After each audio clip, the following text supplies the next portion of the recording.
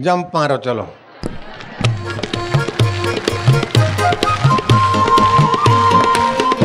जय हो विठ्ठला पांडुरंगा हरि बोल। बैठो।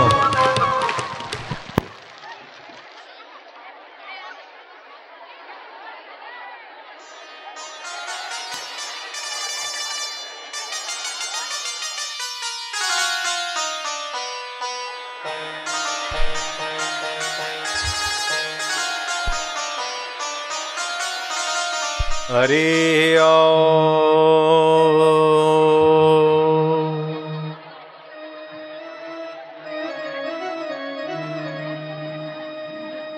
शं नो मित्रः शं वरुणः शं नो विष्णुरुक्रमः त्वमेव प्रत्यक्षं ब्रह्म वदिष्यामि सत्यं वदिष्यामि प्रियं वदिष्यामि हितं वदिष्यामि तन्मामवतु तद्वक्तारमवतु अवतु मामवतु वक्तारमवतु वक्तारम् हरि ओम।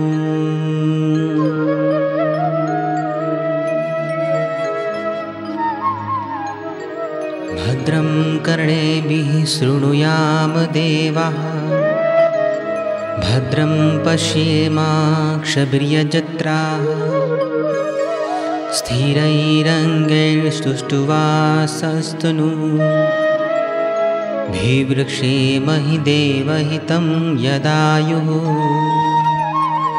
हरि ओम।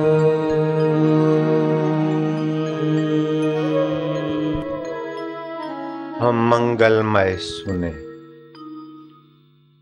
मंगलमय बोले, मंगलमय सोचे और परम मंगल स्वरूप परमात्मा की सत्ता से हम मंगलमय देखें। ये ऐसा है, ये ऐसा है, दोष दर्शन करके अपने दिल को खराब न करें। दर्शन का मन में असर पड़ता है और मन का स्व पे असर पड़ता है। कबीर जी ने कहा संत मिलन को जाइए तजी मोह माया अभिमान ज्यों ज्यों पग आगे धरे कोटि यज्ञ समान। तुकाराम जी, एकनाथ जी महाराज कहते हैं, समर्थ रामदास भी कहते हैं। समर्थ रामदास कहते राजे महाराजे झाले पुण्य होत कोई सायुज्य मुक्ति दे नार नाय।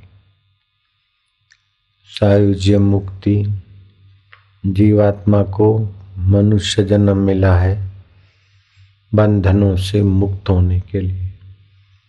वो राजे महाराजे बेचारा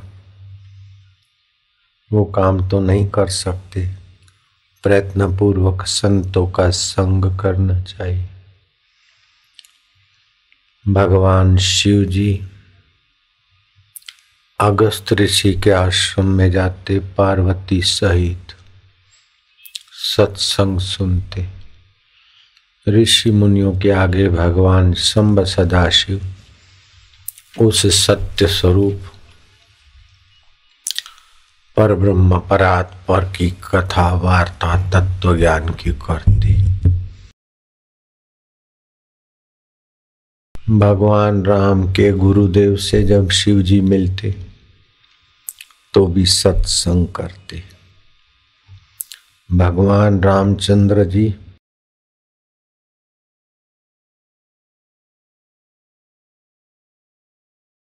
के यहाँ भगवान शिव जी गए। राम जी ने खूब आदर सत्कार किया और शिव जी प्रसन्न होकर वरदान मांगने को कहते। तो भगवान राम कहते हैं कि हे चंद्रशेखर, हे चंद्रमौली, अयोध्या में सब कुछ है आपकी कृपा से, एक चीज की कमी है। राम मांग लो। प्रभु हमें आपसे एक ही चीज मांगना है। अयोध्या में धन धान्य संपदा सुख ये सब है, ऐहिक सुख तो सब है। घर को लोग ताले नहीं लगाते, वर्षा नियमित होती है, धन धान्य में पूर्ण है। लोग दूसरे को देखकर ईर्ष्या नहीं करते आपकी कृपा से, और आपकी कृपा से लोग सत्य प्रिय है, इसलिए प्रकृति की संपदा भी बहुत है। हमको आपसे कुछ एक चीज लेना है। राम जी मांग लो।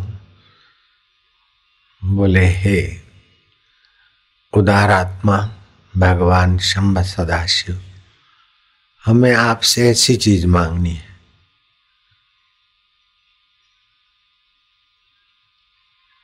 ये आपके सर्प तो हमारे अयोध्या में नहीं चाहिए, आपका वागंबर आपके पास रहे, बभूत भी आपको शोभा देती है। हम तो कोई ऐसी चीज मांगते हैं जिसको देकर आप भी प्रसन्न होंगे और पूरा अयोध्या का उद्धार हो जाएगा। राम जी मांगो ने, इतनी भूमिका क्यों बनाती हो? क्या कोई बड़ी चीज है क्या? तुम्हारे को मैं ना बोलूं ऐसी कोई चीज मांगोगे क्या? तुम जो मांगोगे मैं हाँ बोलने वाला हूं। भूमिका मत बनाओ श्री राम। राम जी कहते प्रभु आप व्यासपीठ पर सत्संग मंच पर 1 वर्ष तक विराजमान हुए और अयोध्या वासियों को युग युगांतर काल कालांतर की भगवत चर्चा कथा इतिहास पुराण के द्वारा उनकी बुद्धि के दोष दूर होकर बुद्धि जिस बुद्धिदाता से सत्ता पाती है उसमें उनकी स्थिति हो जाए, ताकि मेरे अयोध्या वासियों को मोक्ष सुख मिले, आत्म सुख मिले, जिस सुख में महादेव आप रमण करते हैं मेरे अयोध्या वासियों को मिले। शिव जी प्रसन्न हुए कि ऐसा राजा तो धरती पर राम ही है जो प्रजा को आत्म धन दे देवे। मरकर छोड़ने वाला धन तो कई लोभी बाप अपने बेटे को देते और राजा अपने पुत्रों को देते। मरकर छूटने वाला धन तो संभाल संभाल कर सारा संसार मर रहा है, लेकिन राम तुमने सत्संग का धन दिलाकर लोगों को अमर पद जो संपदा दी।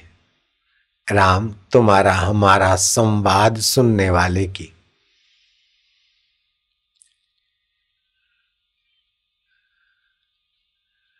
पुण्याई का क्या वर्णन करूं?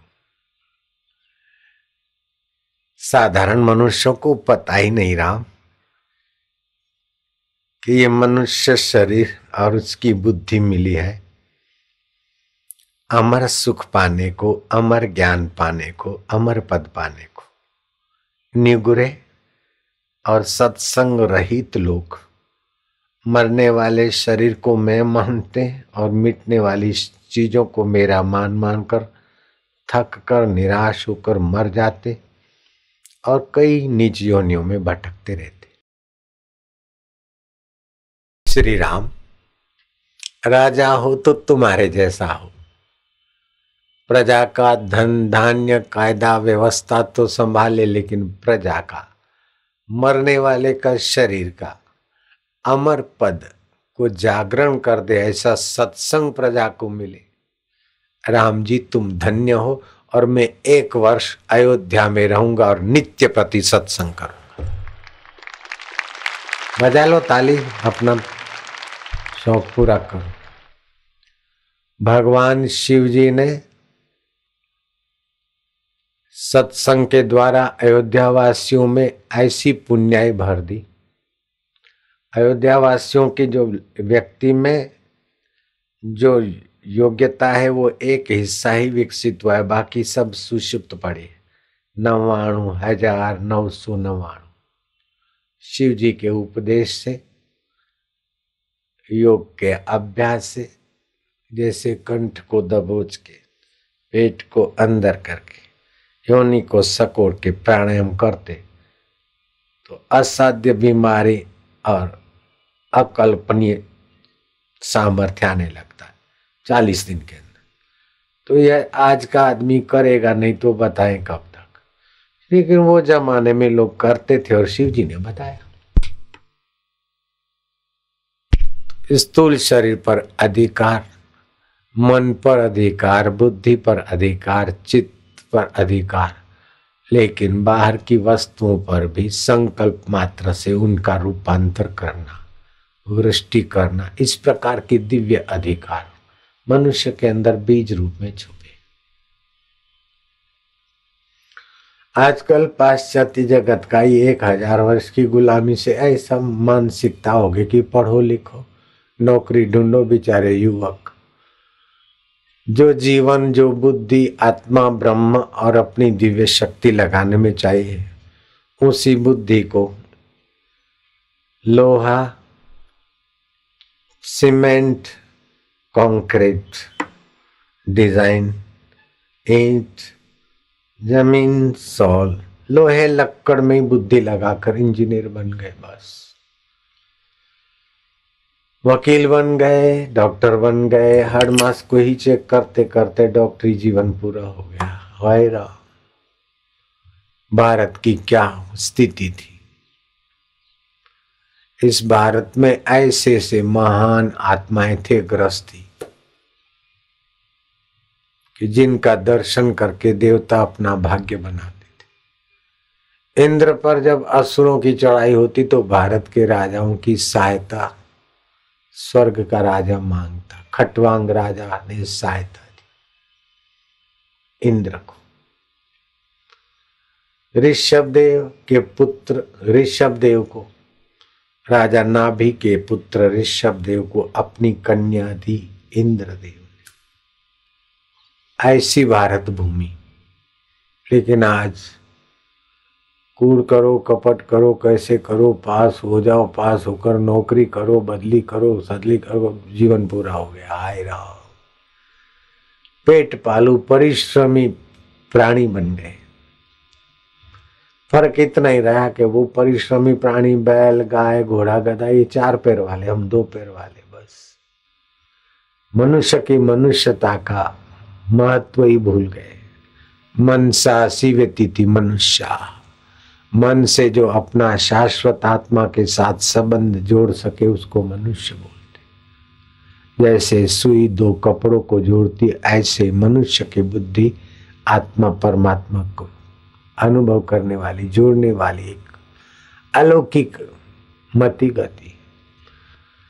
जब समय पूरा हुआ, श्री रामचंद्र जी जब स्वधाम जा रहे थे तो अयोध्यावासी मायूस हो गए। राम जी ने कहा, देखो मैं भी अपनी योग की धारणा से सरजू में प्रवेश करूंगा और वैकुंठ पहुंचूंगा। मर जाएं और लकड़ी से कोई जला दे तो साधारण एक प्रक्रिया है। अरे इस युग में तुम्हारे महाराष्ट्र के तुकाराम महाराज सशरीर चले गए कि नहीं गए? उनका शरीर मिला क्या जलाने के लिए? कैसी योग्यता विकसित की उस संत पुरुष ने? तुकाराम महाराज का शरीर किसी को मिला क्या? मीराबाई का मिला क्या? कैसी योग्यता है?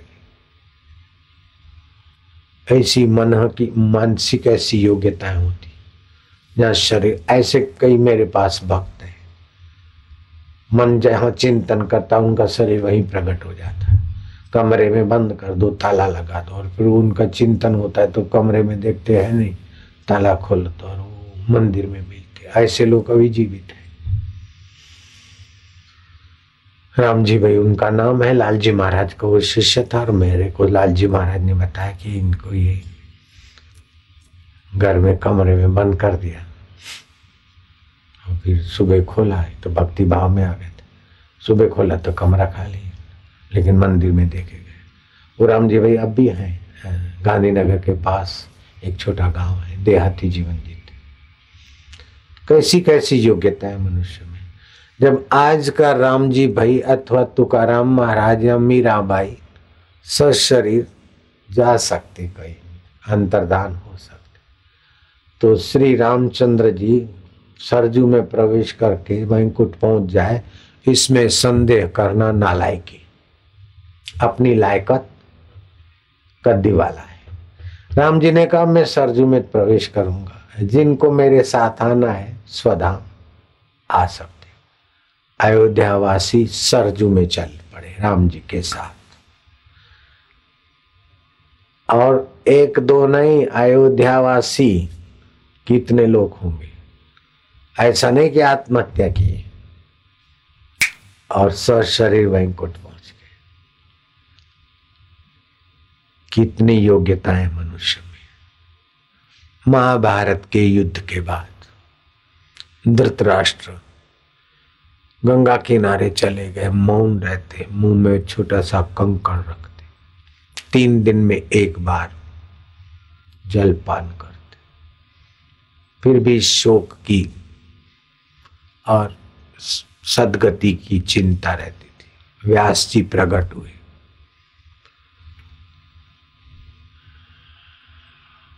उन्होंने अपना व्यथा सुनाई कि मेरे 100 के 100 बेटे मर गए, पांडव का एक भी नहीं। व्यास जी ने कहा यह तो धर्म ततो जय, जहां धर्म है वहां जय।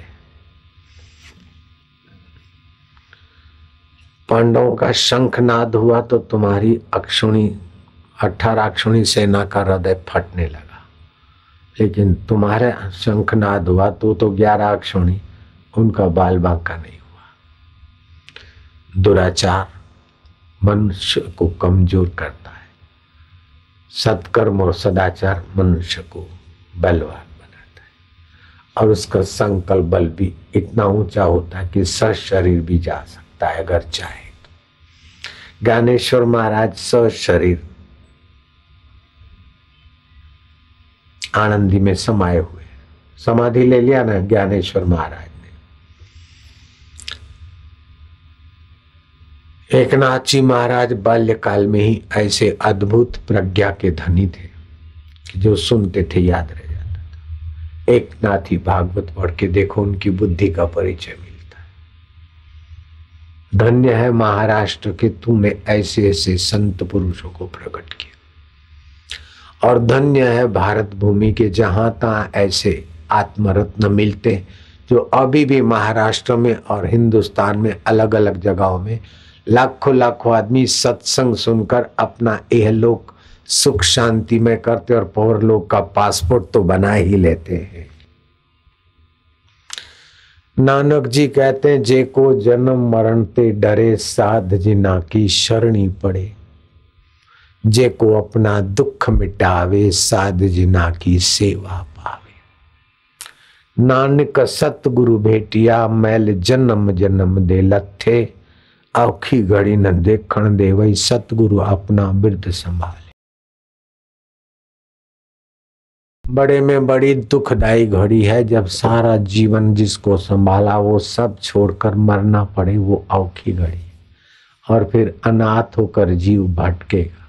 उस समय सद्गुरु का सत्संग और मंत्र तुम्हारी रक्षा करके दुर्गति से और सद्गति कराने की ताकत रखता। बोले महाराज जी हम कैसे मान ले? आजकल का देखो हल्की बुद्धि का जमाना है, तो मेरे को तर्क पैदा करके उत्तर देने को अच्छा लगता है। सत्संग सुना, थोड़ा बहुत सेवा किया, और सेवा में जरा बदमाशी किया तो गुरु ने श्राप दिया कि तू चमार के घर का भिक्षा ले आया, मूर्ख मुझे खिलाया, जा तेरा दूसरा जन्म चमार के घर होगा।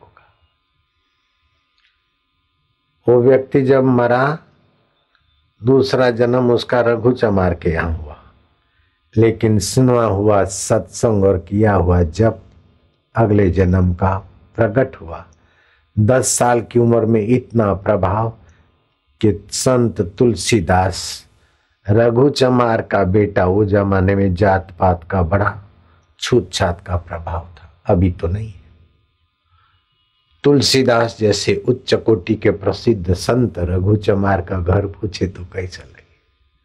और रघु चमार का बेटा रहीदास मरे हुए बैल का चमड़ा उतारने में अपने बाप को मदद कर रहा था। और रहीदास में तुमसे मिलने आया। तो रहीदास भाव विभोर हो गए और तुलसीदास को आलिंगन कर लिया। तुलसीदास के सफेद कपड़े पर मरे हुए बैल के रक्त का धब्बा लग गया। फिर भी तुलसीदास ने बुरा नहीं माना, क्योंकि अगले जन्म का सत्संग सुना हुआ है, साधना किया है और अभी जागृत हुए है। जैसे बीज बो देते और प्रकट होता है, ऐसे तुम्हारी भक्ति प्रकट हुई तो मैं दर्शन लेने को आया। हमारा भी कुछ क्या पता होगा। हमारा जन्म होने को था, हमारे पिताजी 6,500 एकड़ जमीन, तो बड़ा जमींदारी हुई कि नहीं हुई। अब उसको पैसे की क्या जरूरत है। मेरा जन्म होने वाला है, उसके पहले एक सौदागर आया और झूला दे गया। सौदागर, हम नहीं लेते दान का, हम क्षत्रिय है, हमारे को कोई कमी नहीं। बोले हमको रात को स्वप्न आया तुम्हारे घर कोई बालक आने वाला है, हमको तो पता नहीं। वो जमाने में प्रसूति गृह नहीं थे, दाइयां आती थी घर में प्रसूति कराने को। आज से 60-65 साल पहले की बात। तो कैसे भी करके वो सौदागर झूला दे गया। वो बोले रात को स्वप्न आया है। वो कैसा अगले जन्म का थोड़ा हमने सत्संग सुना होगा, कुछ भी किया होगा, हमको तो पता नहीं। लेकिन वो कैसा हमारा भगवान ध्यान रखते, प्रकृति का संचालक, सौदागर के द्वारा बढ़िया झूला भेजते। और पहले घर में झूला आता है बढ़िया, और बाद में हमारा जन्म होता है। कर्म की गति और सत्संग की महिमा में आपको क्या बताऊं। भीष्म पितामह बाणों की सैया पर पड़े और कृष्ण से पूछते कि माधव, मैं जानता हूं कर्म का फल अवश्यमेव भोक्तृत्वम कृतम कर्म शुभाशुभम। 100 युग बीत जाए कर्म का फल भोगना पड़ता है।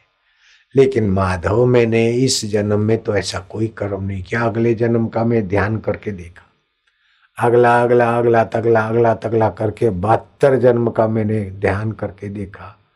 ऐसा कोई मेरा कर्म नहीं कि मेरे को बाणों की सैया पर 58 दिन शयन करना पड़े।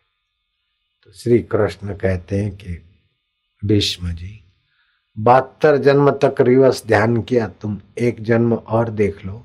आज से ठीक 73वें जन्म में तुमने 13-14 साल की उम्र थी, जंगल में विचरण करने गए। आकड़े के पत्ते पर हरे रंग का पंख वाला जो जंतु होता है उसको पकड़ा और उसको बबूल के काटे बोल गए। ये 73 जन्म पहले का किया हुआ कर्म तुमको अभी मिल रहा है ब्याज से। व्यास जी भगवान ने पीड़ा सुनी कि मेरे 100 बेटों को मैंने आखिरी में देखा, सुना नहीं। कर्ण की आवाज मैंने सुनी नहीं। मेरे दुर्योधन कैसा भी है लेकिन पुत्र है ना। व्यास जी ने कहा अच्छा। बोले बहुएं भी फुट फुट के रोती है। व्यास जी बोलते चिंता ना करो,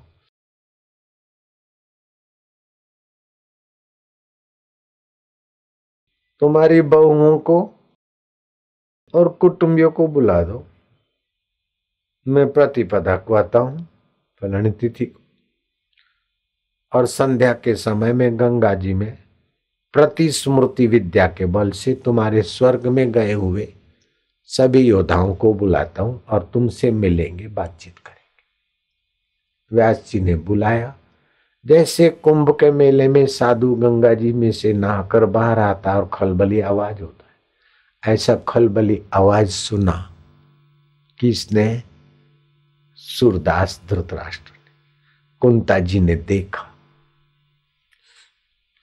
और वो सब योद्धा आए, शाम को आए, रात भर मिले जुले वार्तालाप किया। गए थे जो वेशभूषा में, वही वेशभूषा की आकृति में आए, लेकिन कानों में कुंडल स्वर्ग की खबर दे रहे थे और हृदय में प्रतिशोध नहीं था, स्वर्गीय शांति थी। सुबह हुआ, धृतराष्ट्र को, गांधारी को, कुंता को कहा अब मुझे इनको भेजना होगा। तो जिन योद्धाओं की पत्नियां उनके लिए विलाप कर रही थी, बेटियां तुमको भी जाना है तो मैं तुमको भी इनके साथ पतिलोक में भेज दूंगा। जो पत्नियां पतिलोक में जाना चाहती थी उनको भी व्यास जी ने सम्मति दी और सूर्य उदय होते होते गंगा में प्रवेश किया और सब स्वर्ग में पहुंच गए। आज की साइंस इस बात को कपोल कल्पना कह सकती, क्योंकि इसकी मति गति उस आध्यात्मिक जगत से वंचित है, लेकिन यह है। मैं एक ऐसी संत बाई को जानता हूं जो अभी जिंदी है, हयात है, 138 साल की उसकी उम्र है। मैं जब साधना करता था तो मेरी गुफा के पास में उसकी गुफा थी, आबू में। नल गुफा मेरी थी और लाल गुफा उसकी थी। वो बाई को लाल गुफा वाली बाई बोलती।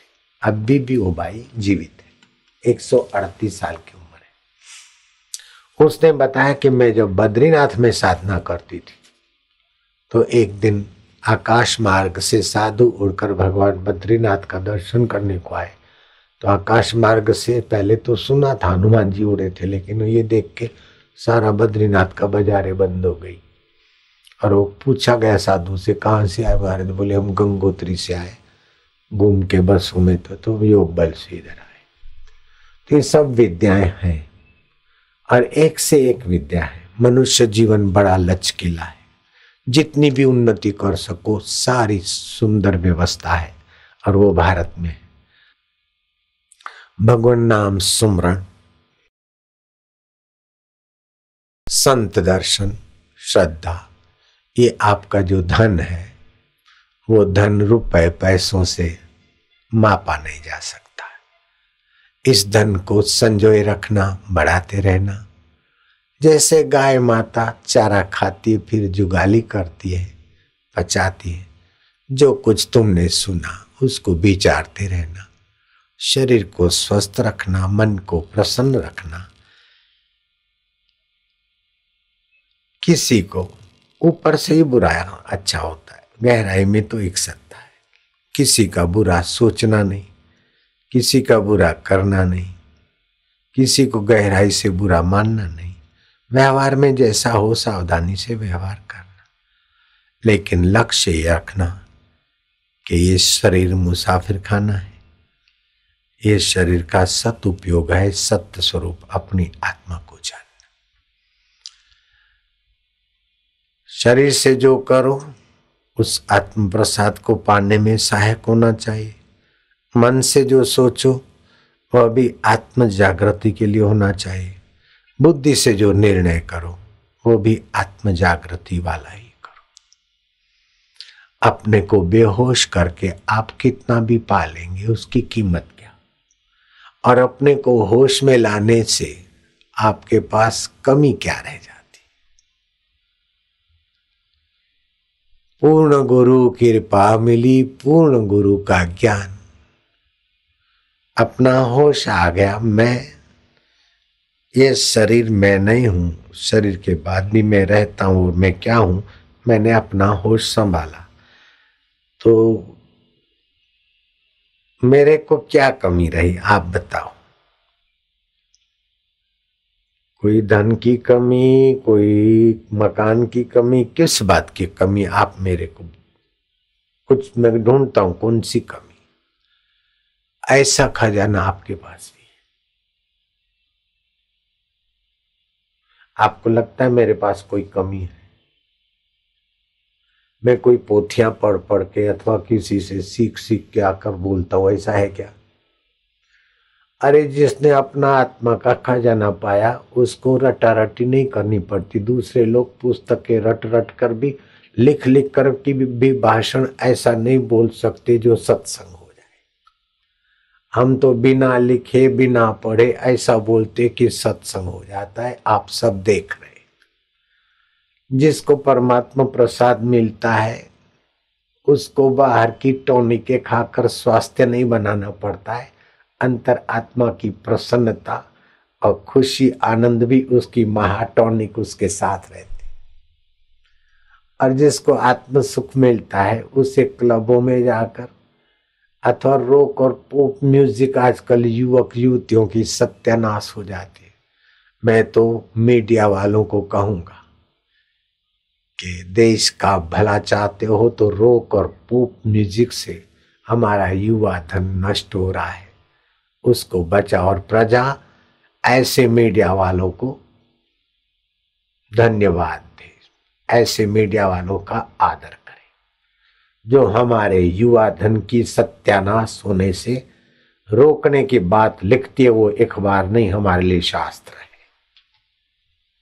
जयराम जी की शस्नात इति शास्त्र, जो हमारे को गिरने से, युवा पीढ़ी का पतन होने से अनुशासित कर दे, वह अखबार हमारे लिए शास्त्र है। जयराम जी की बोलना पड़ेगा। शस्नात इति शास्त्र, जो हमको पतन से अनुशासित कर दे, बचा ले, वो हमारे लिए शास्त्र है।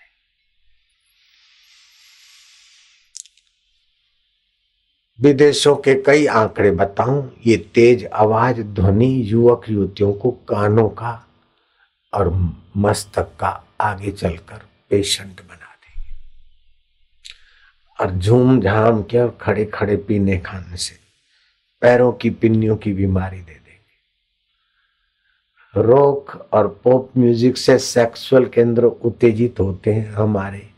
जो भी भारतवासी बेचारे इस रॉक और पॉप म्यूजिक में झूमते, उनकी संतानें कमजोर होगी, तो भारत की कमर कमजोर होगी। इसकी मुझे पीड़ा होती है। और मेरी पीड़ा को जो मीडिया अपनी पीड़ा मानती है, मैं तो कहूंगा वो अखबार नहीं, मेरे लिए तो शास्त्र है। भारतवासियों की कमर तोड़ कार्यक्रम से रक्षा करें। फिर युवा धन पुस्तक का अभियान करने वाली समितियां भी मेरे लिए आदरणीय है। मैं आपको मेरे गुरुदेव की बात बताता हूं। 10 महीना मेरे गुरुदेव लोक मांगल्य करते, 2 महीने हिमालय के नैनीताल के जंगल में रहते। फिर भी उस महापुरुष का हृदय कितना करुणा से भरा था। कैसे संत पुरुष है, उनके चरणों में मैं जितना प्रणाम करूं उतना कम है। मेरे गुरुदेव के चरणों में और एकनाथ जैसे संतों के चरणों में हम जितना प्रणाम करते उतना कम है। उन्होंने कितना मंगल किया समाज का। युवा धन पुस्तक जैसी पुस्तकें, महान नारी जैसी पुस्तकें, पुरुषार्थ परम देव जैसी ऐसी पुस्तकें इकट्ठी करके गठरी बनाते, सिर पे उठाकर 80, 82, 84 साल की उम्र पहाड़ से नीचे उतरते, गांव में जाते, लोगों को पुस्तक देते, 15 दिन के बाद वहां से लेते, कहीं से हफ्ते के बाद, ऐसा करके लोगों के घर सत्संग पहुंचाते। और ये पठ्य तो इधर लिखते हैं और लोग फिर उस अखबार को शास्त्र की नहीं संभाल के रखते। तो ये कितने भाग्यशाली हैं ये बच्चे बेचारे कि इनकी लेखनी सत्संग लेकर लोगों को घर बैठे सेवा कराती। जो मेरे बापूजी सिर पर उठा कर ले जाते थे, इन पट्टों की कलम से घर बैठे सत्संग पहुंच जाता है। इन सभी को शाबाश है, धन्यवाद है। आपको मैं मस्का नहीं मारना जानता हूँ, नेताओं जैसी भाषा में नहीं जानता हूँ, लेकिन मेरे हृदय की ये सद्भावना है।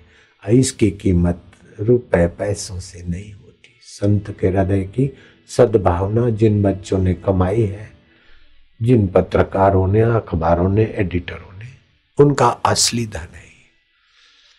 आत्म संतोष और भगवान के रास्ते जाने वाले व्यक्तियों की जो सेवा है वो शाश्वत फल देने वाली। भगवान शिव जी कहते हैं उनकी माता धन्य है, उनके पिता धन्य है, उनका कुल और गोत्र धन्य है, जिनके हृदय में गुरु भक्ति। रविंद्रनाथ टैगोर जापान में गीता पर सत्संग कर रहे थे। एक व्यक्ति रोज उनके सामने बैठता और एक टक देखता। महापुरुष आए उसके पहले आके बैठते, और संत पुरुष जगह छोड़े उसके बाद वो जगह छोड़ता था बूढ़ा, और रोज गुलाब का हार एक चरणों में अर्पण करता। बस आज पूर्णाहुति होने वाली है, तो लोगों ने कबर में ये अन्न दिए, किसी ने कुछ दिया, किसी ने चांदी का, किसी ने कोई गिन्नी विनी जो भी दक्षिणा रखा।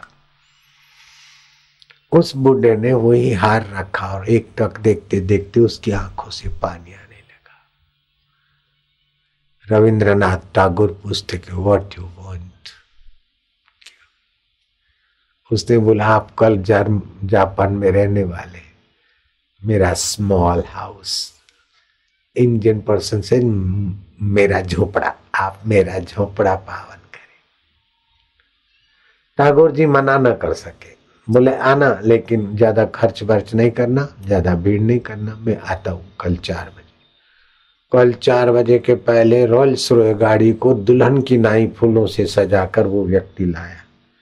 टैगोर ने अपने सेवक को बोला कुछ येन रख लो, ये गरीब आदमी कहीं भाड़े की गाड़ी लाया होगा, इसके बच्चों को दे देंगे पैसे। गाड़ी में बैठे, बम्बई में गाड़ी आई थी कुछ वर्ष पहले, टैक्स वैक्स पेड करके 1,30,00,000 की बनी थी रॉयल्स रॉय गाड़ी। एक पहाड़ी पर बड़े बिल्डिंग में का दरवाजा खुला, दरवाजे वाले अच्छे प्रभावशाली वर्दी वाले जैसे राजपाल के यहाँ होते न चौकीदार, ऐसे प्रणाम किया, टैगोर को ले गए। बड़ा हॉल था, सारा फर्नीचर हटाया हुआ था, वो गलीचे बिछे थे, सोने की एक कुर्सी थी।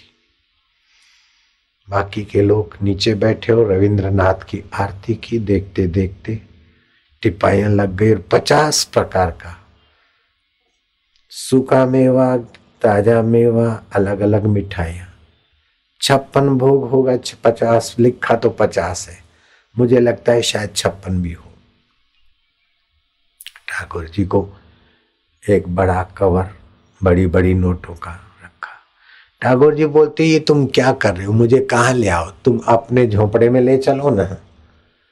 तब उस बुड्ढे ने कहा हाली में संत पुरुष ये आप ही का घर है, ये मेरे बेटे हैं और ये बेटों की माँ है, ये मेरा सेक्रेटरी है, ये मेरा फाइनेंस मैनेजर है, ये दूसरा फाइनेंस मैनेजर है। मेरे पास so much property, real estate, बहुत सारी मेरी अपनी अपनी कॉलोनियां हैं, फाइनेंस का भी करता हूँ, बहुत बिजनेस है। ये तो सूती कपड़ा पहनते हो और ऐसा गरीब लगते हो। बोले महाराज कॉटन हेल्थ के लिए है, सूती कपड़ा स्वास्थ्य के लिए अच्छा साबित हुआ है, ऊनी और सूती। सिंथेटिक कपड़ा स्वास्थ्य के लिए नुकसानकारक साबित हुआ है, तो ये पहनता हूं। तो तुमको इतना धन है, करोड़ों अरबों अरबों रुपया, तो तुम इतने सादे रहते हो। बोले महाराज मैं ये गाड़ी किराए की नहीं लाया, मेरे पास ऐसी गाड़ियां बहुत है, 7 तो रॉयल्स रॉय है, 7 रॉयल्स रॉय, ड्यूक गाड़ी एंड अदर गाड़ी, आई डोंट नो, मैं नहीं बता सकता। और ये सोने की 2 चेयर बना रखी। आप जैसे कोई संत आते न इंडिया से, तो कभी एक के बदले 2 आ गए तो 2 काम है, नहीं तो बेसमेंट में पड़ी रहती। महाराज ये हम तो क्या बदला चुका है, आप तो देते मरने के बाद भी चले, और हम तो देते जो यहाँ रह जाए, फिर भी कुछ न कुछ दिए बिना हमारा जी नहीं मानता, इसलिए आपका हम स्वागत करते। बाकी आपने जो दिया है महाराज।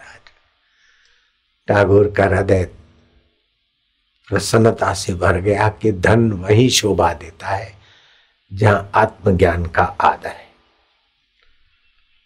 धन वही शोभा देता है जहां आत्मज्ञान का आदर है। जहां ज्ञान का आदर नहीं, वो धन सत्यानाश करने वाला होगा। 3 चीजें बड़ी खतरनाक है और बड़ी हितकारी। धन बड़ा खतरनाक है, जुआनी बड़ी खतरनाक है, और आरोग्य बड़ा खतरनाक है। अगर रोक और पोप में लग गए धन, यौवन और आरोग्य, तो सत्यानाश कर देगा। लेकिन ये धन, आरोग्य, स्वास्थ्य सत्कर्म और सत्संग में लग गया तो 7 पीढ़ी तारेगा और देश का भी मंगल करेगा, मानवता का मंगल। आपके पास जो चीज है उसका सदुपयोग।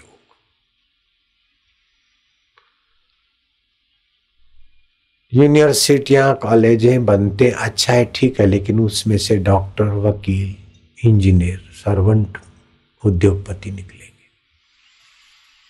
अगर उनके जीवन में सत्संग नहीं होगा तो सब एक दूसरे को कैसे भी पटाकर खींचम खींची करेंगे। शांति से मानवता दूर चली जाएगी, आध्यात्मिक सुख से मानवता दूर चली जाएगी।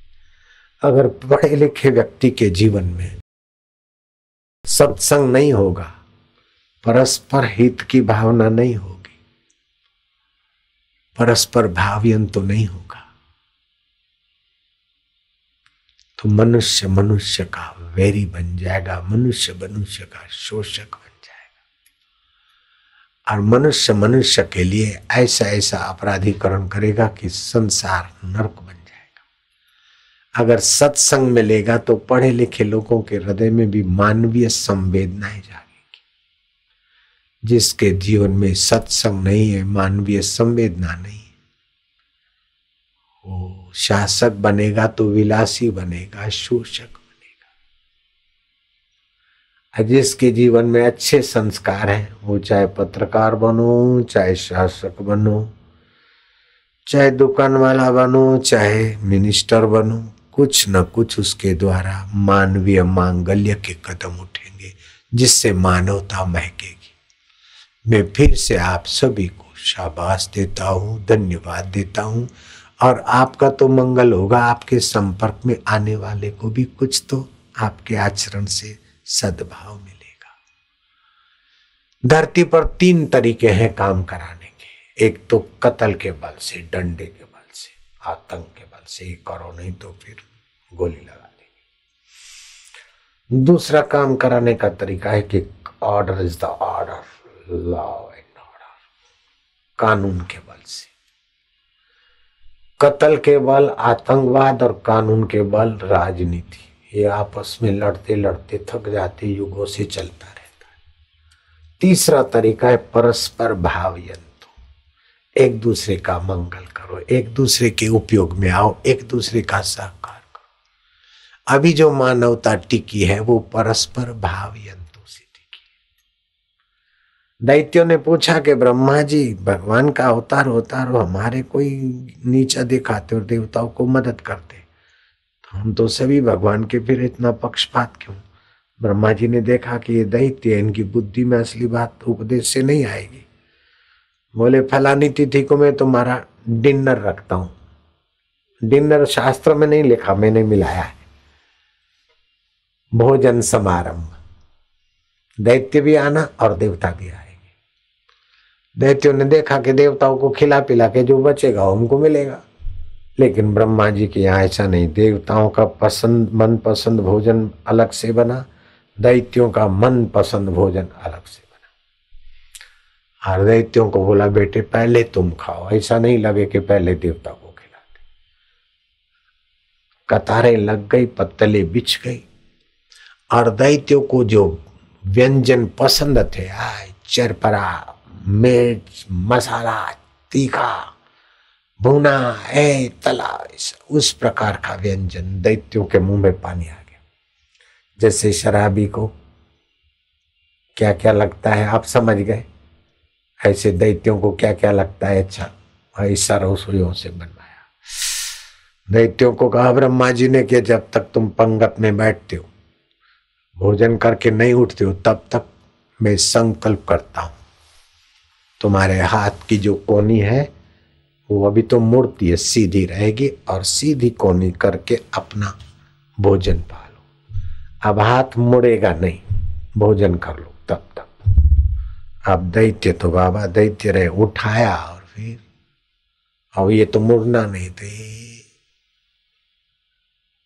बराबर निशाना ताक के यूं छोड़े तो भी मुंह में आए तो थोड़ा सा नाक में घुस जाए, कभी आंख में आए, मिर्ची तेज, चटनी है, क्या क्या बात, आंखों में पानी, आंख लाल टमाटे जैसे, नाक से पानी आ रहा है, मुंह में भी पानी है, स्वादिष्ट भोजन। कैसा मुसीबत से भोजन हुआ होगा। आप कल्पना करो, तुम्हारा ऐसा प्रोग्राम हम नहीं रखेंगे।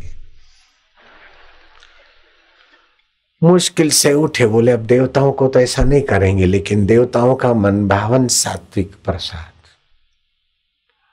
पृथ्वी पर का अथवा स्वर्ग का गौ दूध से बनी हुई खीर अमृत मानी जाती है। रावण सीता को धोखे से ले गया तो रावण के यहाँ का भोजन सीता जी नहीं करती थी। इंद्र खीर का कटोरा भेजता था सीता माता को, ऐसा वर्णन आता।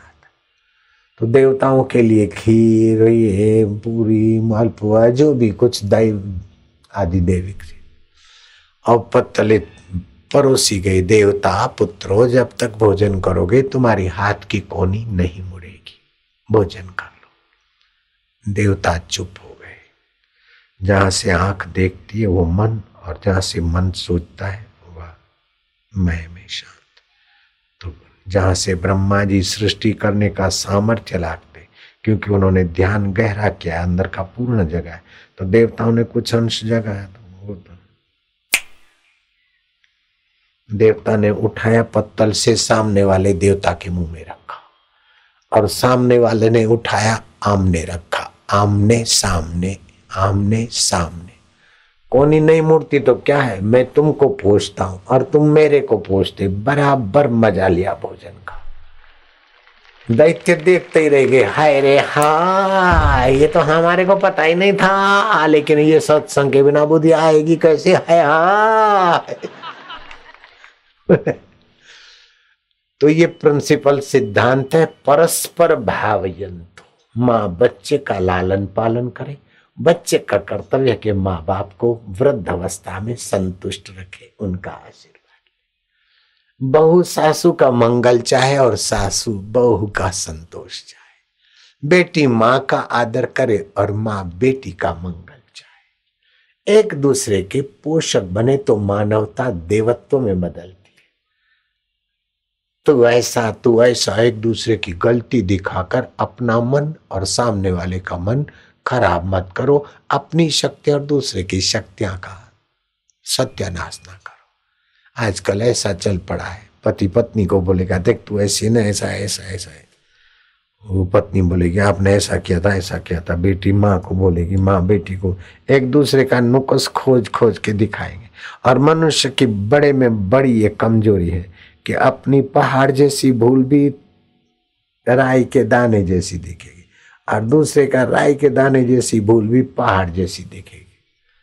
ये मनुष्य की कमजोरी, और सत्संग इस कमजोरी को मिटा देता है तो मनुष्य कितना सज्जन बन जाता है। ये कानून से काम नहीं हो सकता है जो सत्संग से होता है। डंडे के बल से या कत्ल के बल से समाज का पोषण नहीं होता, शोषण होगा। ऐसे कानून बनाएंगे, ऐसे टैक्स भरो, ऐसा भरो, आप मजूरी कर करके मर जाओ और उनकी तिजोरियों में भरता जाए। ये कानून और कत्ल। और संत रात को सत्संग करके, संत तो अपने पूजा के रूम में गए। सत्संग के समय 3 चोर आए, बोले इधर तो सत्संग लोग करेंगे और एक नाथ के यहाँ अपन चोरी कर लेंगे। अब वो तो जगह बहुत तो देखा, तो इधर सत्संग में भीड़ है। एक नाथ के कमरे में छुप के सो गए। रात्रि हुई और सामान उठाकर चलने लगे तो आवाज हुआ तो जगे, तो वो घबराए। एक नाथ ने बोला नहीं, तुम जिसके लिए आए वो काम तो पूर्ण हुआ, लेकिन घंटों भर तुमने इंतजार किया, गिर जा, भोजन बनाओ। भोजन कराया, रात को आराम कराया और सुबह सारा माल उनको भेज दिया। कानून वाले की ताकत है इतना उदार होना। वो चोरों का दिल बदल गया। मैं कानून के बल से अथवा बनियागिरी के बल से तुम्हारे से दक्षिणा लेके 1 लाख 2 लाख 5 लाख लेके जाऊंगा, मान लो, तो क्या मिलेगा। लेकिन प्रेम के बल से तो मैं तुम्ही को ले जाता हूं साथ में। तुम्हारा शरीर यहां रहेगा लेकिन तुम्हारा दिल तो मैं ले जाता हूं। ये परस्पर भाव यंत्र जो है ना, वो रुपए पैसों से और कानून से और कत्ल से हजारों लाखों गुना ये हांगकांग से भागे भागे आए, ये दोनों परिवार।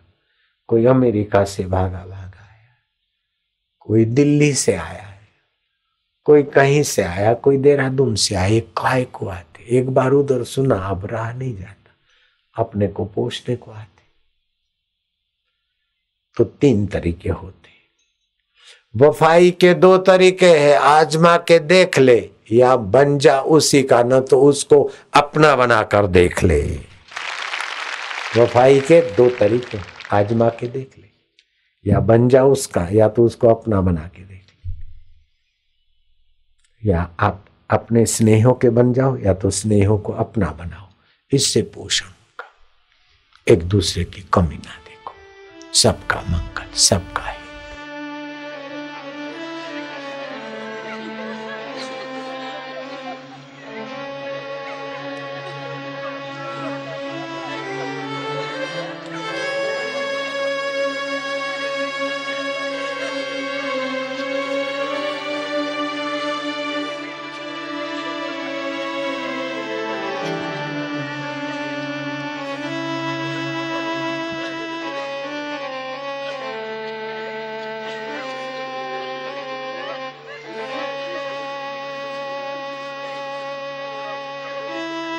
लोभी धन के लिए रोता है, मोही परिवार के लिए रोता है, अहंकारी पद के लिए रोता है, लेकिन भगवान का भक्त, भगवान और संत और भक्तों के जीवन और वाणी से उस प्रेमा भक्ति के 2 आंसू बहाकर अपना जीवन धन्य बना लेती।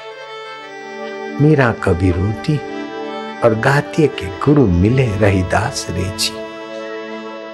68 तीर्थ संतोरे चरणे, संतोरी चरण रज उडी उडी लागे मोहे अंग। बेनुड़ी मने भाग्य मळ्यो है सत्संग, नसीबे मळ्यो है सत्संग।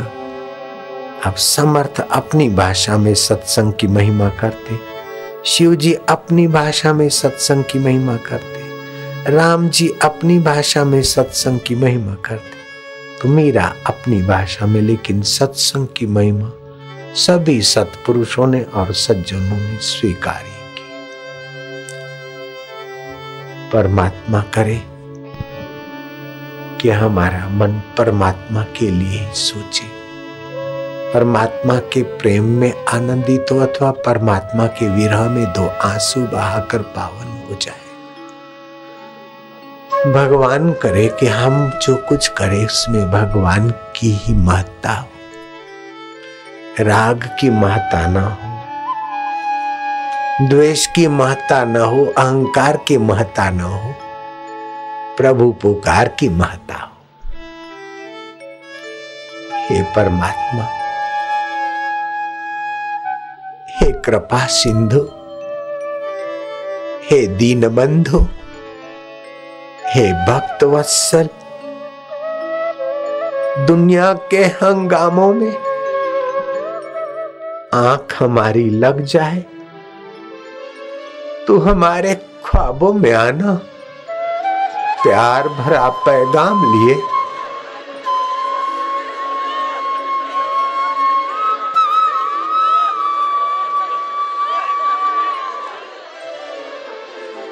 इस विदाई की वेला में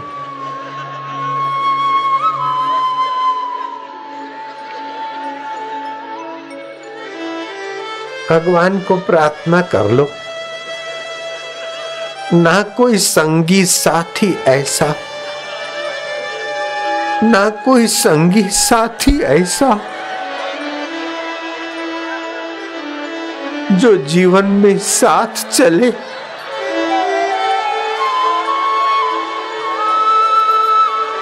ना कोई संगी साथी ऐसा जो जीवन में साथ चले।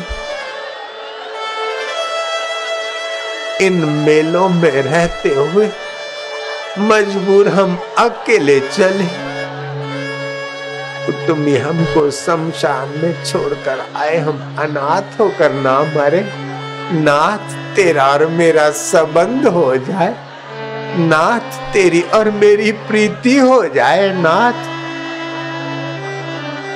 मेरे विठ्ठल, मेरे माधव, मेरे गोविंदा, माझा गोपाला, माझा अच्युता,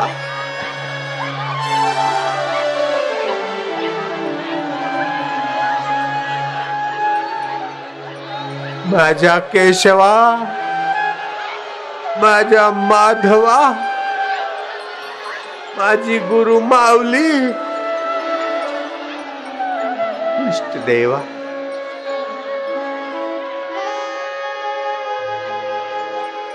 फिरत फिरत प्रभु आयु पड़ियो तो शरणाय। अनेक माताओं के गर्भों से भटकता भटकता अभी मनुष्य शरीर में प्रभु तेरी शरण आया।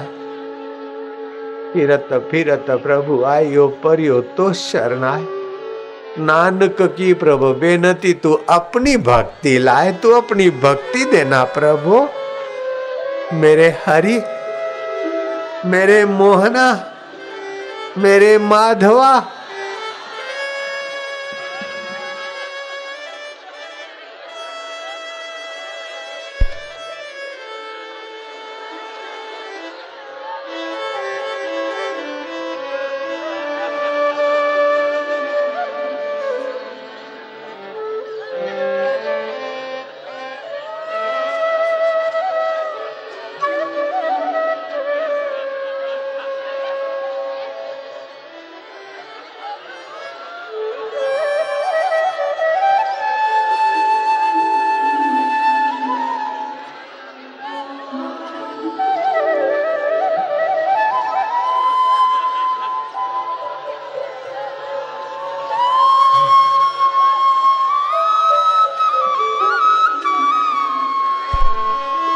मीरा कभी विरह से आंसू बहाते बहाते अपना दिल धो डालती है, तो कभी प्रेम से प्रभु प्रसाद उभार कर अपना चित्त आह्लादित करती।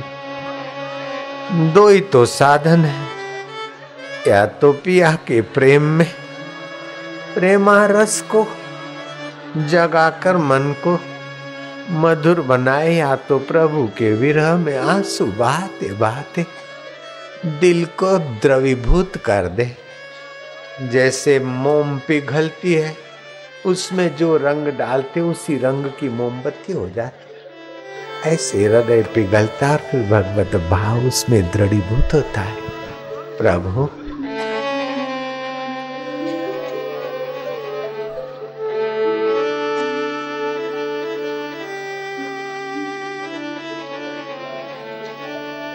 हे अच्युता, हे केशवा, हे अंतर्यामी, हे परमेश्वरा,